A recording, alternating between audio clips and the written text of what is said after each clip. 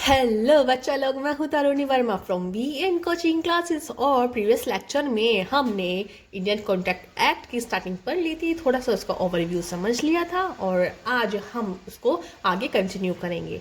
जो Indian contract act है 1872, ठीक है, पता तो है ना कि 1872 में अप्लाई हुआ था कहाँ? Hall of India. Hall of India क्योंकि क्योंकि हॉल ऑफ इंडिया लिखना इसलिए ज़रूरी है क्योंकि उस टाइम क्या कुछ जो लॉज है उस time Jammu and Kashmir JNK में अप्लाई नहीं हुए थे, बट जो ये वाला लॉ है वो पूरे इंडिया में अप्लाई हुआ था। ठीक है, इसके कुछ सेक्शंस हैं। सेक्शन 1 से लेके जो 75 तक है वो एक जर्नल ऑफर के बारे में बात करते हैं कि जो नॉर्मली ऑफर्स होते हैं वो कैसे कैसे होते हैं। ठीक है, और सेक्शन 124 से लेके 238 तक आपके स्पेशल कॉन्ट्रैक्ट आते हैं। स्पेशल क्या कॉन्ट्रैक्ट आते हैं। ठीक है, अब आप कहेंगे इसके बीच वाले कहाँ गए? इसके बीच वाले जो है ना 76 से लेके 123 तक, वो पहले इसमें तो थे बट अब वो अलग एक्ट बना दिया, सेल ऑफ गुड एक्ट। ठीक है, समझ गए? पहले तो इसमें ये था पर अब उसको अलग बना दिया। तो जो ये वाले है ये तो हम एक साथ पढ़ेंगे और जो सेल ऑफ गुड एक्ट है वो हम अलग से पढ़ेंगे। ठीक है, अब हम स्टार्ट करेंगे ऑफर। ठीक है, इंडियन कॉन्ट्रैक्ट एक्ट के बारे में आपने जितना पढ़ना था पढ़ लिया, समझना था समझ लिया। अब हम स्टार्ट करेंगे ऑफर। और हमने अपनी लास्ट वीडियो में क्या बताया था? ये है मिस्टर पोपो, ये है मिस्टर कोको। स्टोरी कहाँ चल रही थी हमारी? मिस्टर पोपो ने कहा मिस्टर कोको से तुम मेरी कार लोगे? मिस्टर कोको ने कहा यस। ठीक है, तो ये क्या हो गया? ऑफर। और के ने मिस्टर कोको ने अपनी एक्सेप्टेंस दे दी, तो वो क्या हो गई? आपकी एक्सेप्टेंस। ठीक है, तो जब मिस्टर पोपो ने मिस्टर कोको को ऑफर दिया तो इसकी कुछ एसेंशियल्स भी तो होंगी ना। अब ऐसा तो नहीं है कि भाई सामने वाले ने कहा हम्म, मिस्टर पोपो ने कहा मिस्टर कोको ने कहा तो आगे जाके क्या mister Poopó mister cocoa claim कर देंगे कि हमारा ऑफर हुआ? हाँ, ठीक है। पहले ऑफर, सबसे पहले हम इसके क्या पढ़ लेंगे? एसेंशियल्स। अच्छा, एसेंशियल्स पढ़ने से पहले इसकी डेफिनेशन नहीं जानी है। इसकी डेफिनेशन क्या होती है? इसकी डेफिनेशन होती है सेक्शन 2A में। सेक्शन 2A में इसकी डेफिनेशन बताइए।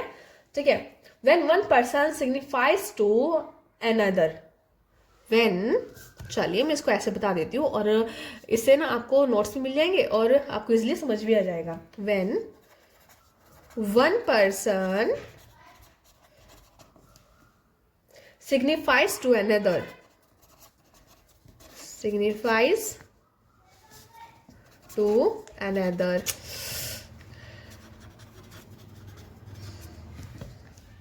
ठीक है, जब एक पर्सन दूसरे पर्सन को, जब एक पर्सन दूसरे पर्सन को अप्रोच करता है, मतलब उससे के पास जाता है या फिर इंट्रोडक्शन करने की जो स्टार्टिंग होती है। ठीक है, हिज विलिंग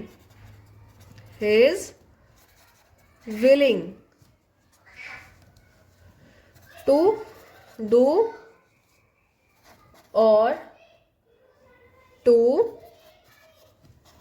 abstain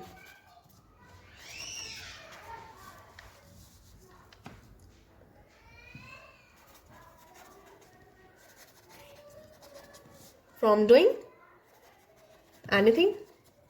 ठीक है, मतलब एक पर्सन जब दूसरे वाले पर्सन को अप्रोच करता है, क्या उसकी इच्छा जानने के लिए, उसकी इच्छा जानने के लिए कि वो ये ऑफर एक्सेप्ट करना चाहता भी है या नहीं। सबसे इंपॉर्टेंट क्या है इसमें?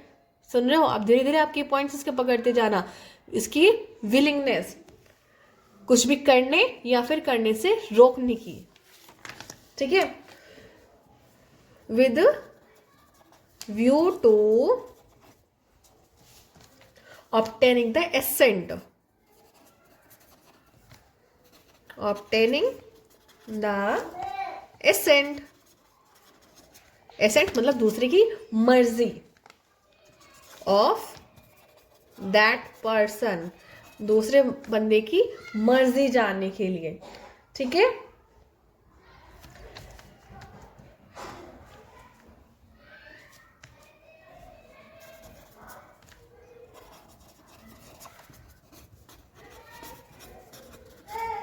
दूसरे की मर्जी जानने के लिए अगर वो कोई प्रपोजल उसको दे रहा है, कोई ऑफर उसको दे रहा है, तो वो क्या होगा आपका ऑफर, ठीक है।